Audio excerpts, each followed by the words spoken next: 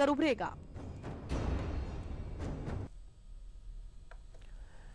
और पीएम मोदी ने शुक्रवार के दिन थाईलैंड में आयोजित संवाद कार्यक्रम को वर्चुअली संबोधित कर कई अहम मुद्दों पर बात की। कार्यक्रम के दौरान पीएम मोदी का खास अंदाज भी देखने को मिला।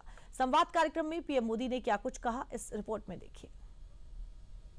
इमेसु किर सज्जंती एके सम ब्राह्मणा। पीएम मोदी का यह अंदाज अलग भी है और खास भी। पीएम मोदी का खास अंदाज शुक्रवार को थाईलैंड में हो रहे संवाद कार्यक्रम में देखने को मिला, जहां पीएम मोदी ने दुनिया को संस्कृत में समझाया कि कैसे दुनिया वैश्विक स्तर की दिक्कतों से निजात पाने के साथ साथ भविष्य को बेहतर बना सकती है। संवाद कार्यक्रम की बड़ी बातों के बारे में भी बताएंगे, मगर उससे पहले पीएम मोदी ने संस्कृत में सत्य और संघर्ष पर दुनिया को क्या समझाया, ये भी जान लेते हैं। इमेसु किर सज्जंती एके सम ब्राह्मणा विज्ञम्यहम न विवदिति जना एकांग दसिन्यो। This means that some people cling to their own views and argue, seeing only one side as true. But multiple perspectives can exist on the same issue. This is why the Rigveda states, ekam sat vipraha bahudha vadanti. When we acknowledge that truth may be seen through different lenses, we can avoid conflict.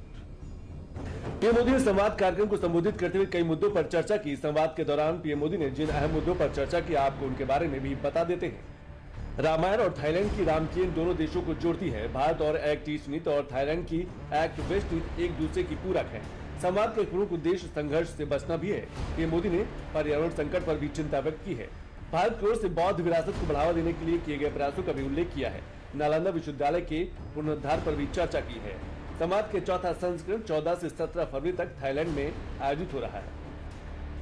संवाद में PM Modi ने कार्यक्रम की शुरुआत के बारे में बताया कि कैसे 2015 में जापान के पूर्व पीएम शिंजो आबे के साथ चर्चा के दौरान संवाद की बात उभरी थी। साल 2025 में थाईलैंड में आयोजित संवाद कार्यक्रम का चौथा एडिशन है, जो 14 फरवरी से 17 फरवरी तक चलेगा। पीएम मोदी ने संवाद कार्यक्रम संबोधित करते वक्त उस थीम पर भी जोर दिया। Themes of संवाद is conflict avoidance. Often, conflicts arise from the belief that only our path is correct, while all others are wrong. Bhagwan Buddha offers insight into this issue. PM Modi ने शुक्रवार को Thailand में आयोजित संवाद कार्यक्रम को virtually संबोधित करते हुए आपसी संघर्षों से जूझ रही दुनिया को टकराव और युद्ध के कारण समझाते हुए भगवान बुद्ध के संदेशों के जरिए दुनिया को शांति का संदेश भी दिया। Often, conflicts arise from the belief that only our path is correct, while all others are wrong. Bhagwan Buddha offers insight into this issue. इमेसु किर सज्जंती एके सम ब्राह्मणा विज्ञम्यहम न विवदिति जना एकांग दसिन्यो।